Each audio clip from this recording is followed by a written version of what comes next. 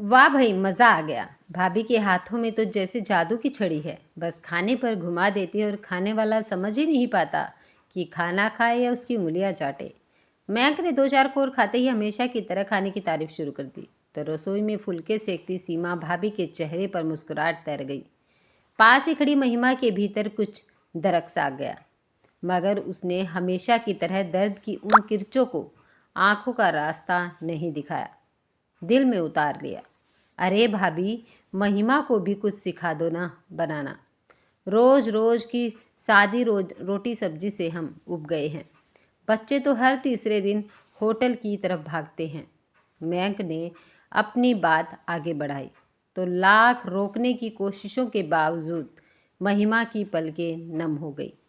इसके पास कहाँ इतना टाइम होता है जो रसोई में खपे एक ही काम होगा, या तो कलम पकड़ लो या फिर चकला बेलन। सीमा की चहक में छिपे व्यंग बाण महिमा को भेद गए, मगर बात तो सच ही थी। भले कड़वी सही, महिमा एक कामकाजी महिला है, सरकारी स्कूल में अध्यापिका। महिमा को मलाल रहता है कि वह आम गृहिणियों की तरह अपने घर को वक्त नहीं दे पाती। ऐसा नहीं है कि उसे अच्छा खाना बनाना नहीं आता, मगर सुबह उसके पास टाइम नहीं होता और शाम को वह थक कर इतनी चूर हो चुकी होती है कि कुछ एक्स्ट्रा बनाने की सोच भी नहीं पाती। महिमा सुबह 5 बजे उठती है, सबका नाश्ता खाना बनाकर 8 बजे तक स्कूल पहुंचती है। दोपहर 3 बजे तक स्कूल में व्यस्त रहती है। उसके बाद घर आते आते इतनी थक जाती है कि यदि घंटा भर आराम ना करे तो रात तक चिड़चिड़ाहट बनी रहती है। रात को रसोई समेटते समेटते 11 बज जाते हैं। अगले दिन फिर वही दिनचर्या। इतनी व्यवस्था के बाद महिमा चाह कर भी सप्ताह के 6 दिन पति या बच्चों की खाने नाश्ते की फरमाइशें पूरी नहीं कर पाती। एक रविवार का दिन उसे छुट्टी के रूप में मिलता है, मगर यह एक दिन बाकी 6 दिनों पर भारी पड़ता है। सबसे पहले तो वह खुद ही इस दिन थोड़ा देर से उठती है, फिर सप्ताह भर के कल पर टलने वाले काम भी इसी दिन निपटाने होते हैं। मिलने जुलने वाले दोस्त रिश्तेदार भी इसी रविवार की बाट जोहते हैं। इस तरह रविवार का दिन मुट्ठी में से पानी की तरह फिसल जाता है। क्या करे महिमा? अपनी गलानी मिटाने के लिए वह बच्चों को हर रविवार होटल में खाने की छूट दे देती है। धीरे धीरे बच्चों को भी इस आज़ादी और रूटीन की आदत सी हो गई है। महिमा महसूस करती है कि उसका घर सीमा भाभी के घर की तरह हर वक्त सजा सवरा नहीं दिखता। घर के सामान पर धूल मिट्टी की परत भी दिख जाती है। कई बार छोटे छोटे मकड़ी के जाले भी नजर आ जाते हैं। इधर उधर बिखरे कपड़े और जूते तो रोज़ की बात है। लॉबी में रखी डाइनिंग टेबल भी खाने के बक्कम, बच्चों की किताबें, स्कूल बैग, हेलमेट आदि रखने के ज़्यादा काम आती है। कई बार जब महिमा झुंझलाकर साफ सफाई में जुट जाती है तो बच्चे पूछ बैठते हैं, आज अचानक यह सफाई का बुखार कैसे चढ़ गया?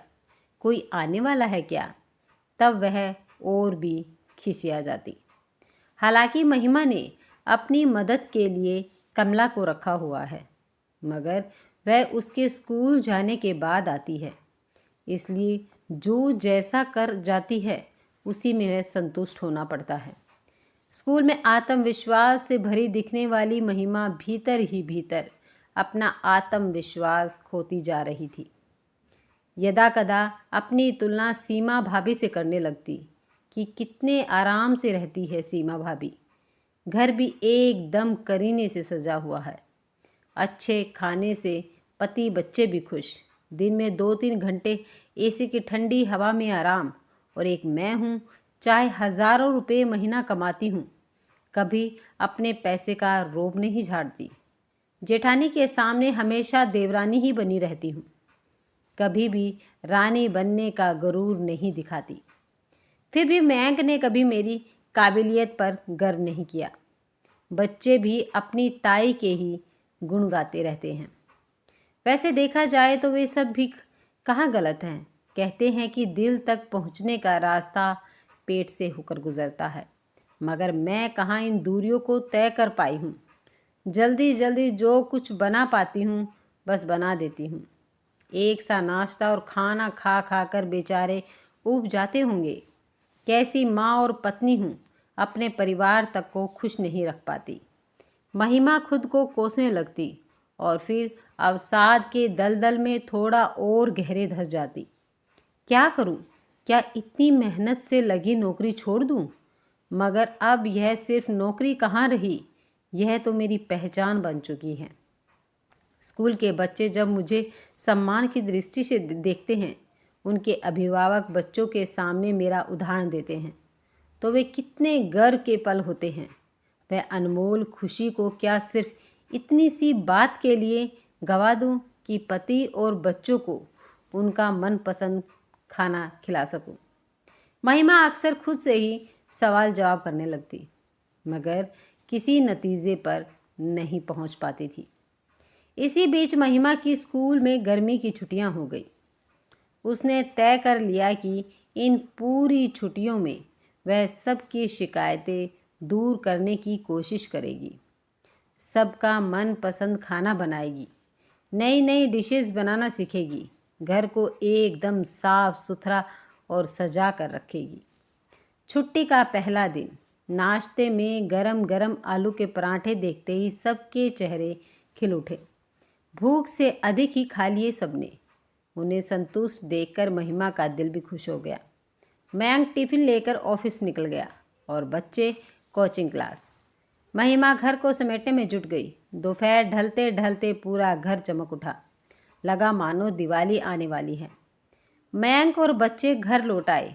आते ही बच्चों ने अपनी किताबें और बैग व मयंक ने अपनी फाइलें और हेलमेट लापरवाही से डाइनिंग टेबल पर पटक दिया। महिमा का मूड उखड़ गया, मगर उसने एक लंबी सांस ली और सारा सामान यथास्थान पर रखकर डाइनिंग टेबल फिर से सेट कर दी। महिमा ने रात के खाने में भी 2 मसालेदार सब्जियों के अलावा रायता और सूजी का हलवा भी बनाया। सजी डाइनिंग टेबल देखकर मयंक और बच्चे खुश हो गए। उन्हें खुश देखकर महिमा भी खुश हो उठी। अब रोज यही होने लगा। नाश्ते में अक्सर मैदा, बेसन, आलू और अधिक तेल, मिर्च, मसाले का इस्तेमाल होता था। रात में भी महिमा कई तरह के व्यंजन बनाती थी। अधिक वैरायटी बनाने के चक्कर में अक्सर रात का खाना लेट हो जाता था और गरिष्ठ होने के कारण ठीक से हजम भी नहीं हो पाता था। अभी 15 दिन भी नहीं बीते थे कि मयंक ने एसिडिटी की शिकायत की। रात भर खट्टी डकारों और सीने में जलन से परेशान रहा। सुबह डॉक्टर को दिखाया तो उसने सादे खाने और कई तरह के दूसरे परहेज बताने के साथ साथ 2000 का दवाओं का बिल थमा दिया। दूसरी तरफ घर को साफ सुथरा और व्यवस्थित रखने के प्रयास में बच्चों की आज़ादी छिनती जा रही थी। महिमा उन्हें हर वक्त टोकती रहती कि इस्तेमाल करने के बाद अपना सामान प्रॉपर जगह पर रखें, मगर बरसों की आदत भला एक दिन में छूटती है। और फिर वैसे भी अपना घर इसलिए तो बनाया जाता है कि ताकि वहाँ अपनी मन मर्जी से अपने तरीके से रहा जाए। माँ की टोका टाकी से बच्चे घर वाली फीलिंग के लिए तरसने लगे, क्योंकि घर अब होटल की तरह लगने लग गया था। घर को संवारने और सबको मनपसंद खाना खिलाने की कवायद में महिमा पूरा दिन उलझी रहने लगी। हर वक्त कोई न कोई नई डिश या नया आइडिया उसके दिमाग में पकता रहता। साफ सफाई के लिए भी दिन भर परेशान होती। कभी कमला पर झल्लाती तो कभी बच्चों को टोकती। नतीजन एक दिन रसोई में खड़ी खड़ी महिमा गश खाकर गिर पड़ी। मयंक ने उसे उठाकर बिस्तर पर लेटाया। बेटे ने तुरंत डॉक्टर को फ़ोन किया। चेकअप करने के बाद पता चला कि महिमा का बीपी बहुत ज़्यादा बढ़ा हुआ है। डॉक्टर ने आराम की सलाह के साथ साथ मसालेदार, ज़्यादा घी व तेल वाले खाने से परहेज करने की सलाह दी। साथ ही लंबा चौड़ा बिल थमाया, वह अलग। सॉरी मयंक, मैं एक अच्छी पत्नी और माँ की कसौटी पर खरी नहीं उतर सकी। महिमा ने मायूसी से कहा, पगली, यह तुमसे किसने कहा है? तुमने तो हमेशा अपनी जिम्मेदारियां पूरी शिद्दत के साथ निभाई हैं। मुझे गर्व है तुम पर। मयंक ने उसका हाथ अपने हाथ में लेते हुए कहा। तो फिर वे हमेशा सीमा भाभी की तारीफें वह सब क्या है? महिमा ने संशय से पूछा। अरे बावली, तुम भी गजब करती हो। पता नहीं किस आसमान तक अपनी सोच के घोड़े दौड़ा लेती हो, मयंक ने ठहाका लगाते हुए कहा। महिमा अचरज के भाव लिए मुंह खोले उसे देख रही थी। जब हमारी सगाई हुई थी उसके बाद से ही सीमा भाभी के व्यवहार में परिवर्तन नजर आने लगा था। उन्हें लगने लगा था कि नौकरी पेशा बहू आने के बाद घर में उनकी अहमियत कम हो जाएगी। यह भी हो सकता है कि तुम उन पर अपने पैसे का रौब दिखाओ, बात बात में उनकी तारीफ करते हैं ताकि वे किसी हीन भावना से ग्रस्त न हो जाए। मगर इस सारे गणित में अनजाने में ही सही हमसे तुम्हारा पक्ष नज़रअंदाज होता रहा। हम सब तुम्हारे गुनहगार हैं। मयंक ने शर्मिंदा होते हुए अपने कान पकड़ लिए। यह देख महिमा खिलखिला पड़ी। तो अब सज़ा तो आपको मिलेगी ही। आप सबको अगले 20 दिन और इसी तरह का चटपटा और मसालेदार खाना खाना पड़ेगा। ना बाबा ना, इतनी बड़ी सज़ा नहीं। हम तो वही सादी रोटी सब्जी चाहिए ताकि हमारा पेट भी हैप्पी रहे और जेब भी। क्यों बच्चों? मयंक ने नाटकता से कहा। अब तक बच्चे भी वहाँ आ चुके थे। ठीक है, मगर सप्ताह में एक दिन तो होटल जाने दोगे और हमें अपनी मनपसंद डिशेस खाने दोगे ना? दोनों बच्चे एक साथ चिल्लाए तो महिमा के होठों पर भी मुस्कुराहट तैर गई थी। अगर आपको ये कहानी पसंद आई है तो वीडियो को लाइक, शेयर और चैनल को सब्सक्राइब करना मत भूलिएगा। मिलते हैं नेक्स्ट वीडियो में। तब तक खुश रहें, मस्त रहें और स्वस्थ रहें।